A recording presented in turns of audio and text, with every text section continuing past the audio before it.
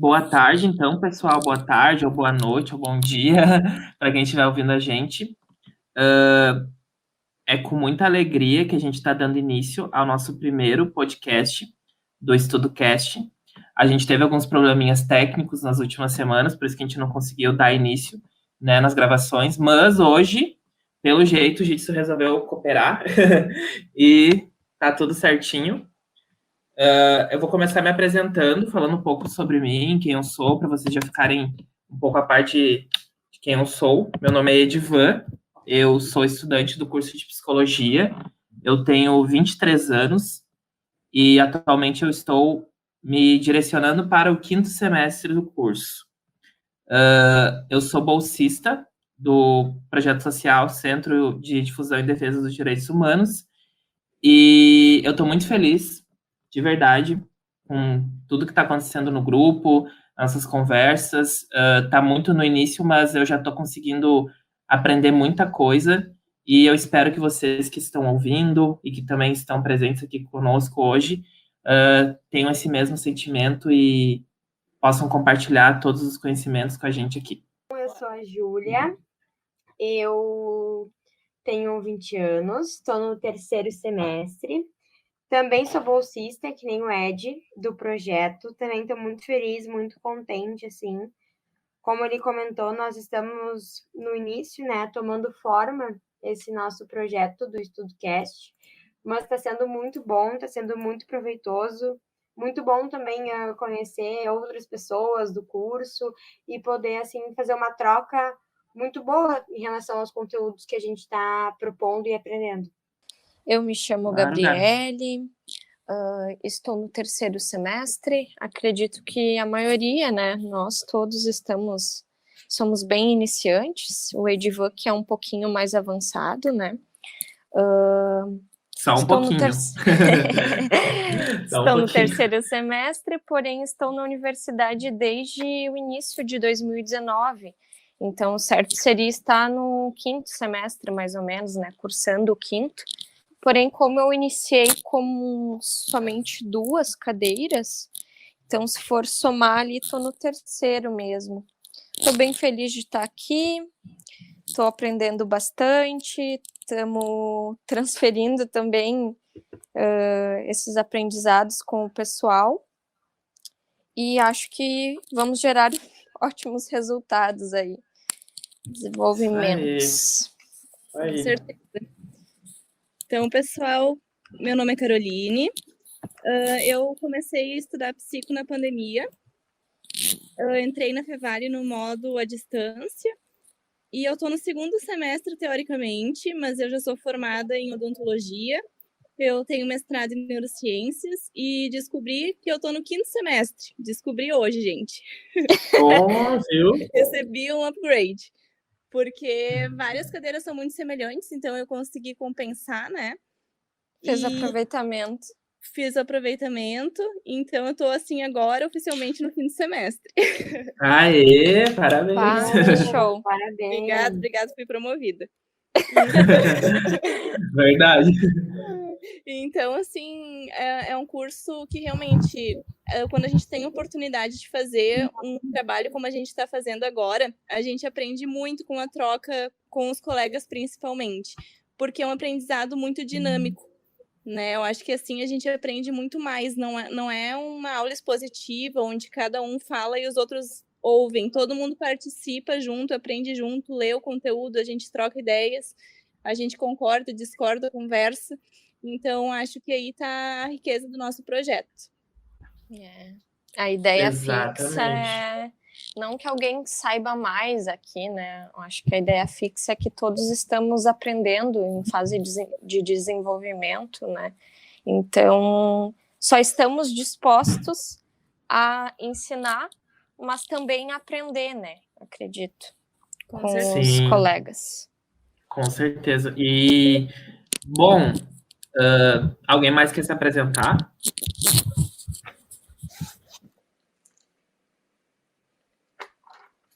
Quem quiser, fica à vontade, gente.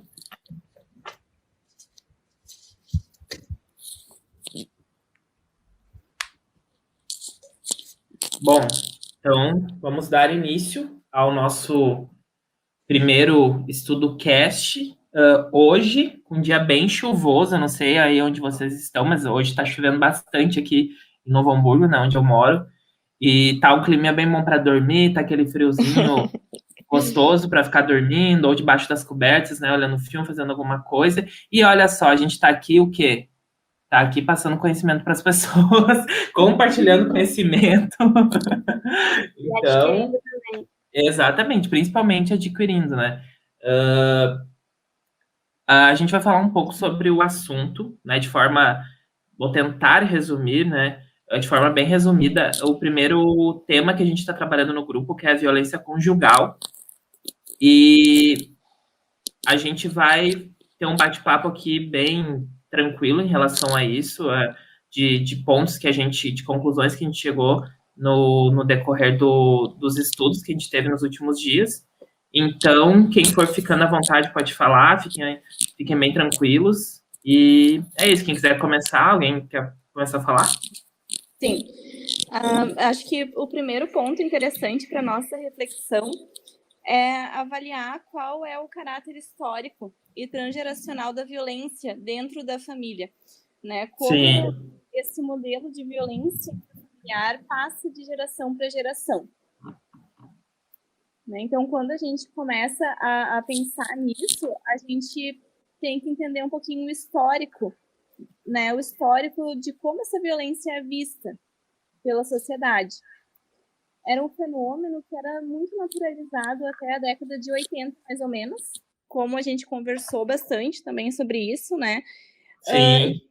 E é só a partir dessa década de 80, principalmente com a força do movimento feminista, que a violência entre os cônjuges passou a ser vista como uma questão social também, né? Que não é... E se a gente for parar para pensar, década de 80 não é tão distante assim, né? Então... É bem próxima da gente, né? É bem recente, assim, se a gente for parar para pensar, né? E a gente fala que era naturalizado até a década de 80, mas hoje ainda não está tão desnaturalizado assim como deveria, né? Exato. Ainda existe uma certa visão de briga de marido e mulher, ninguém mete a colher. Sim. Né? O que acontece em casa diz respeito à família, mas na verdade não, é uma questão que hoje a gente sabe que é uma questão social, então diz respeito a todos nós, né? Exatamente. E eu acho que o fato também da gente talvez presenciar esse tipo de violência e ficar isento nos torna coniventes com isso também, né? Então a gente não pode concordar com isso, né? Exato. Com certeza. Exato. Então, a gente conversou um pouquinho também sobre como essas relações são constituídas, né?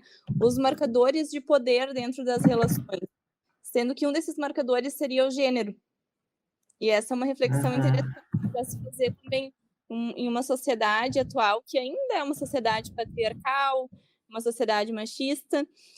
O gênero masculino teria um poder maior sobre o gênero feminino dentro da relação conjugal. Né? Como nós vimos vários exemplos assim de relatos de caso, onde isso fica muito claro, né? Se manifesta bastante assim nos relacionamentos essa relação de poder baseado exclusivamente no gênero. Sim. Então, né, por isso que a violência conjugal acaba sendo um sinônimo para a violência de gênero, tanto pelo histórico, porque foi o movimento feminista um dos principais responsáveis por dar visibilidade para essa luta por igualdade nas relações, e também porque ainda hoje, né, dentro dessas relações, as mulheres são as mais atingidas pela violência física e sexual, principalmente, como os dados nos mostram.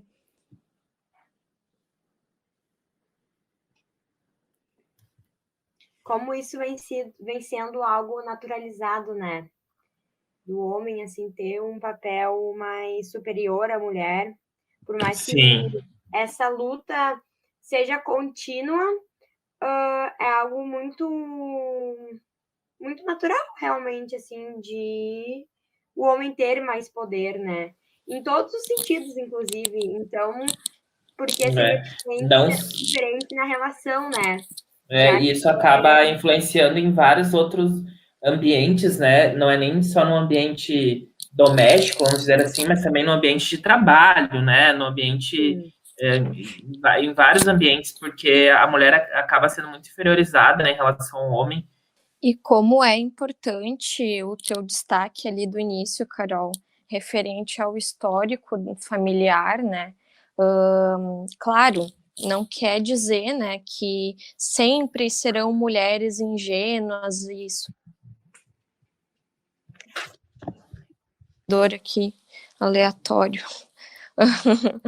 Mas então, voltando à minha fala, não quer dizer que sempre serão mulheres ingênuas, submissas, com questões financeiras um pouco dificultadas, mas tem essa questão muito forte do histórico familiar, né, que conta bastante ali, geralmente porque o pai era assim, né, daí encontrou alguém semelhante como parceiro, mas não determina, né, que sempre o perfil vai ser esse. Pode ser por mulheres bonitas, bem-sucedidas, então não tem um perfil exato, né, mas essa questão familiar conta muito. E como também a questão familiar não é só um espelho do que a gente vai usar como referência para o nosso parceiro, mas da referência que nós vamos ter para o outro, né? Porque, por exemplo, se eu vivo num ambiente na qual a linguagem, a forma de amar do pai, na visão da criança, é bater na mãe, talvez eu vá reproduzir isso na minha adolescência, na minha vida adulta. Transgeracional, né, Ju? Porque eu aprendi que meu pai ama minha mãe, mas ele batia nela. Então eu também amo a minha esposa, mas eu também posso bater nela, entende? Porque eu aprendi que isso é amor. É um conflito de sentimento, né? A criança nesse ambiente familiar, ela percebe os pais que ela ama e a agressividade que ela vê que tem alguma coisa errada, mas não consegue, assim, entender, assimilar, não tem as ferramentas para isso ainda. E aí acaba repetindo aquele comportamento porque não aprendeu diferente. E a gente só consegue fazer o que a gente aprendeu. Né? Não tem como a gente agir de uma maneira diferente ou saber algo que a gente não aprendeu, que não foi ensinado. Acaba sendo, na verdade, assim, não existe essa visão de homem agressor e mulher vítima, que seria uma visão dualista, né? Mas sim uma relação bidirecional, com múltiplos fatores envolvidos. Então, o homem não pode também ser colocado num papel de agressor. Dentro da terapia dinâmica familiar que a gente está analisando, a gente tem que avaliar todo o contexto familiar, não somente também o papel individual, né? Assim, pré-determinar os papéis de cada um dentro da relação. Sim. É interessante deixar em evidência também aqui que a violência nem sempre vai ser algo visível, né? Claro, a doméstica ali, a violência física, tu até pode ver, mas ainda assim existe a violência psicológica, né? Que a pessoa é ameaçada, sofre por constrangimento, passa humilhação, é manipulada pelo parceiro. Então, até chegar em pontos assim de isolamento, né? Da pessoa não querer mais sair de casa. Ou até perseguição pelo parceiro, insultos na frente dos outros. Então, nem sempre isso fica visível, né? E de como a mulher também entra nesse papel, né? De que esse abuso psicológico, a mulher tem um domínio, assim, de certa forma, né? Porque muitas vezes não parte para agressão física, né? Mas as manipulações. Uma manipulação, né? Essa. Me fugiu a palavra. A gente viu nos estudos, né, Ju, que a maioria dos casos de violência contra os homens praticados pelas mulheres são essas violências psicológicas. É o principal tipo, né? Não é violência física, violência sexual como as mulheres, né? É a violência psicológica mesmo. E acontece muito, né? Muito, muito, muito mesmo. Mas é mais difícil de perceber, né? E eu acho que, de certa forma, até o homem, por não ter tanto esse autoconhecimento, não consegue perceber quando a mulher tá abusando psicologicamente dele. Porque ele não procura, assim, esse desenvolvimento pessoal, sabe? Uhum. E como o Ed falou, ele fica com vergonha muitas vezes de falar que tá sofrendo alguma violência psicológica, porque o papel dele é ser forte, é ser. Ele não pode, Macho alfa. sabe, fazer um tipo de violência contra ele. E pode virar até piada, né? Se ele vai compartilhar ali com os parceiros dele. Tô sofrendo abuso psicológico. Pá, mas vão cair na gargalhada, né? Uhum. Então tem todo um preconceito. E até ele chegar nessa conclusão, né, de que ele tá sofrendo um abuso psicológico. Porque às vezes a gente vem dessa cultura que o homem chama a mulher de louca, né? Ela era louca. Mas o que é ser louca, né? Ela de fato era uma pessoa assim perturbada, digamos, ou ela utilizava de armas psicológicas para conduzir a situação a favor dela? Boa fala, Júlia. Isso Exato. aí mesmo, eles querem resumir tudo como louca. Mas o que é louca, né? Defina louca. Exatamente. Em relação, vocês estavam falando sobre o homem, né, ter essa dificuldade de falar dos sentimentos, isso aí também eu acredito que é muito transgeracional, isso também, às vezes o pai, né, a figura paterna, né, ser a figura mais firme, que normalmente o filho não vê chorando. Por exemplo, assim, eu vou falar uma coisa mais pessoal minha agora, né? Pouquíssimos momentos eu vi meu pai chorando na minha vida, não sei vocês, assim, mas pouquíssimas vezes eu vi meu pai chorando. A minha mãe, que era a pessoa mais sentimental, que a gente pedia colo, assim, e o meu pai sempre foi aquela figura mais, assim, que a gente tinha um pouco mais de medo, né? Então, essa figura mais... não sei Gerar a palavra. autoridade dentro Exato, exato. Então, ele sempre daí passa isso para os filhos também, entendeu? De ter vergonha de expressar seus sentimentos, de falar sobre o que está sentindo, de se abrir. Por isso que é importante, né, sempre que possível, os homens terem essa prática de também se reunir para falar mais sobre os seus sentimentos também, sabe? Se poder se abrir, se sentirem confortáveis em relação a isso também, e começar a quebrar um pouco essa cultura de que o homem não pode chorar, que o homem não pode mostrar fragilidade, porque eu acho que a gente tem que abrir o nosso coração para a gente conseguir curar algumas coisas dentro de nós, né? Uhum. Os homens têm que aprender que eles podem falar, né? Eles podem ter sentimentos. Exato. Mudar toda uma cultura mesmo que ensinou isso, não sei há quantas gerações, né, gente? E esse ensinamento tá aí meio fixado na cabeça das pessoas, né? Quanto mais para trás a gente olha, mais a gente vê o quanto isso é forte. Por exemplo, teu pai, teu avô, teu bisavô, quanto mais para trás for, nossa, mais assim, na veia isso tá, sabe? E o sofrimento que isso causa para a pessoa, né, que tem que praticamente se anular emocionalmente, porque ela não pode ter sentimentos, expressar sentimentos, ela não pode, mas ela tem, né? É um ser humano. E a depressão futura que isso pode causar, né? Com certeza, gente. Deixa eu passar aqui pro... Aqui. Bom, vamos falar um pouco de intervenção, então, Carol. Sim.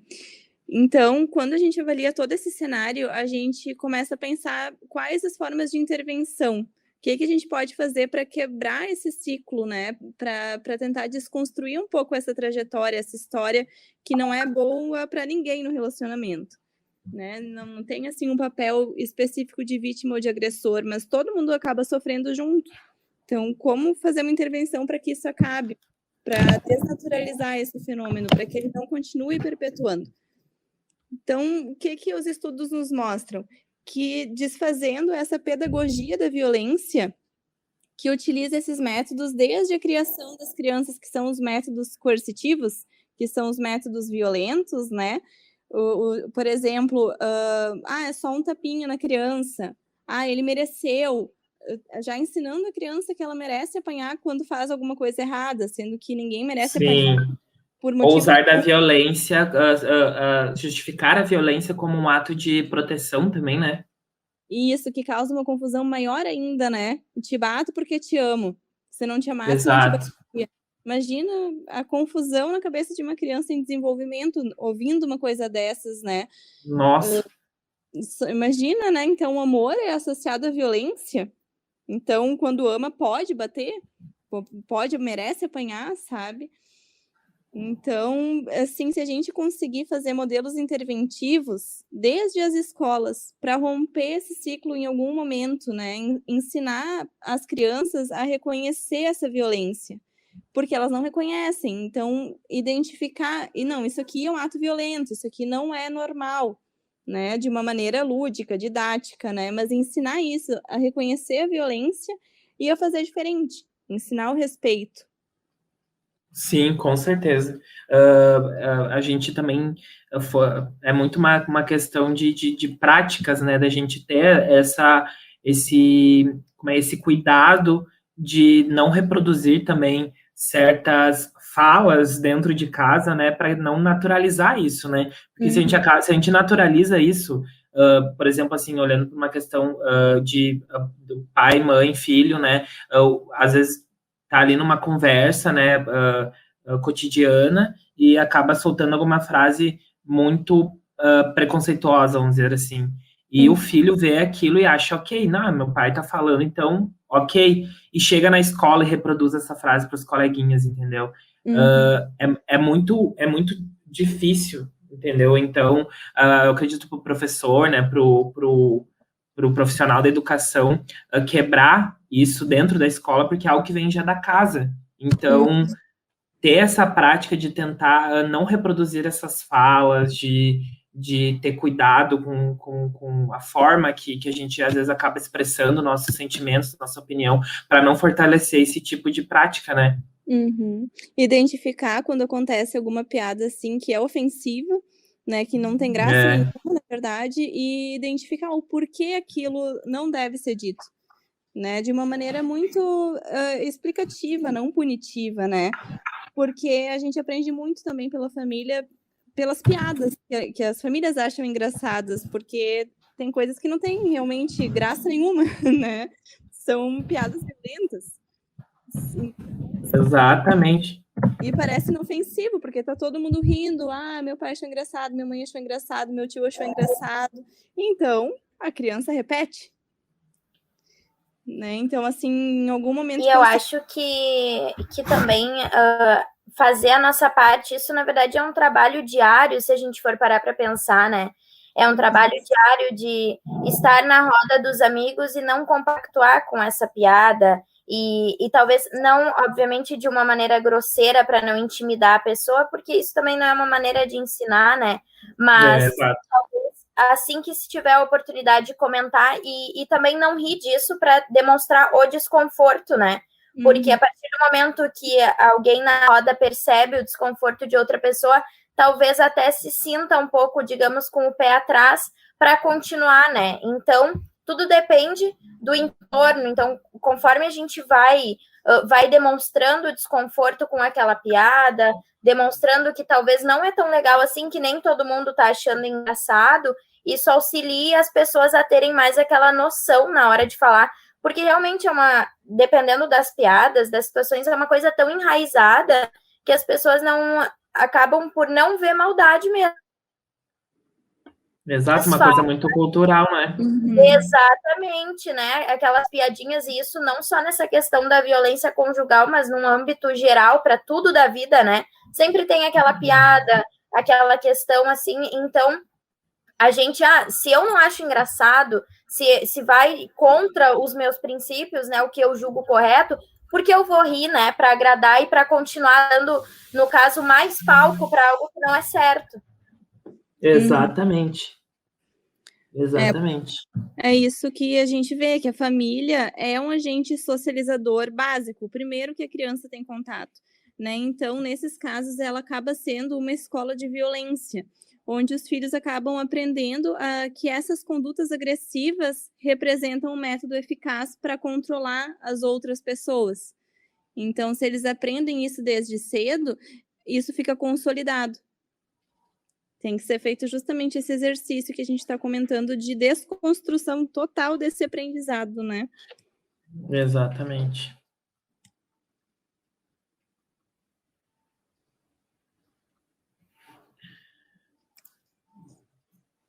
Bom, gurias, eu acho que a gente conseguiu passar um pouco, né, do que a gente estudou nesses últimos dias, né? Claro, de uma forma bem resumida, né? Eu acho que esse é um assunto muito importante, né? Tem muita coisa para ser dita, né? Mas Bem exato, como a nossa ideia inicial é ser um pouco mais breve, digamos assim, a gente deu uma boa resumida no assunto, né? Eu não sei se alguém quer fazer mais algum comentário, quer falar alguma coisa, algum sentimento, expressar algum sentimento aqui em relação ao assunto, fiquem à vontade, viu? eu queria dizer que eu tô bem orgulhosa do nosso Sim, podcast. Acho que foi muito show. sim, como a gente falou no início, né? Todos nós somos estudantes de psicologia, a gente tá principalmente aprendendo aqui, então ninguém tá vindo aqui querer ensinar ninguém ou apontar erros e acertos, não, a gente está aqui para passar conhecimentos que a gente adquiriu, né, com esses encontros que a gente está tendo. Troca, né? Uma troca, exato, é uma troca. A gente quer que seja uma troca bem saudável, né, para ambos os lados, né, para quem está ouvindo, para quem está. Claro que a gente queria que quem for ouvir pudesse participar também, né, o nosso sonho, que quanto mais pessoas no grupo participando, melhor, né, gurias? A gente queria muito. Com certeza. E Enriquece que muito a discussão. Exato, que esse podcast atinja várias pessoas, né, a nossa ideia inicial, assim, e é o que eu falei, a gente está aqui para aprender, principalmente, né, como estudantes também. A gente tem muito orgulho, né, como a Júlia falou, desse projeto que a gente está montando com muito amor e carinho para vocês. Então, assim, gente, o pessoal que está ouvindo, não julguem a gente se a gente gaguejar, não julguem a gente se a gente falar alguma coisa errada, se a gente acabar se expressando mal em alguma coisa, a gente está aqui para aprender também. Então, é isso, gurias, esse é o sentimento que eu tô agora, de gratidão por vocês aqui. Ju, Carol, querem falar alguma coisa? É isso, eu acho, né? Esse sentimento de orgulho por ter conseguido, né? A gente estava bem nervoso para esse primeiro podcast, de como a gente ia conduzir, como ia ser. Sim. Eu acho que foi bem legal. Passamos um pouquinho do tempo, mas Exato. muito produtivo. Mas quando o assunto é bom, a gente nem vê, né? A gente só segue. Muito bom. Só eu segue. acho que foi muito enriquecedor, assim. A troca, Demais. os debates, foi bem light, assim, que é a nossa proposta, ser algo mais leve, algo mais realmente de boa, né? E como ele falou, a gente está aprendendo, né? Todo mundo junto. Então. E esse primeiro podcast foi mais para vocês conhecerem a gente, também já ficarem um pouco integrados em relação ao primeiro assunto que a gente estudou. E principalmente para conhecer a gente, para saber um pouco de nós, de quem são essas vozes que vocês estão ouvindo, né? Então, é isso, gente. Gratidão por hoje. É o primeiro de alguns que virão por aí, né, meninas? A gente tem alguns outros temas para conversar ainda. Ficando cada vez melhores. Exato, a gente é o primeiro, como é que é? É o nosso filho, né, que tá nascendo agora, então a gente vai cuidar dele, vai dar todo amor e carinho para ele ser um filho bem legal. Então é isso. A gente também vai ficar mais à vontade, né? Assim como Exato. as outras participantes também, nós vamos nos habituar entre nós, quem somos, que vamos começar a ter mais liberdade para a gente se abrir, assim, né? Exatamente. Bem tranquilo e legal. Porque todos os participantes se conheceram também nesse modelo online, né? Exato. Muito bem lembrado, Carol. A gente está nesse modelo remoto, né? Então, a gente está criando um vínculo de forma remota, que isso é muito difícil, gente. É um desafio para nós também, né? Porque se não fosse em tempo de pandemia, a gente estaria todo mundo numa rodinha, sei lá, dividindo lanche, né? Dividindo chimarrão um do lado do outro. Então, mas infelizmente, né? A gente não pode. Inclusive, quero reforçar aqui para todo mundo: usem máscara, usem álcool em gel, né? Não saem de casa, exatamente. Fiquem em casa, ouçam o nosso podcast. Olha que maravilha, viu? Vocês vão ter um podcast para ouvir durante a pandemia. Isso não é muito bom? Então, fiquem em casa, gente, que vai dar tudo certo. As pessoas já estão começando a serem vacinadas.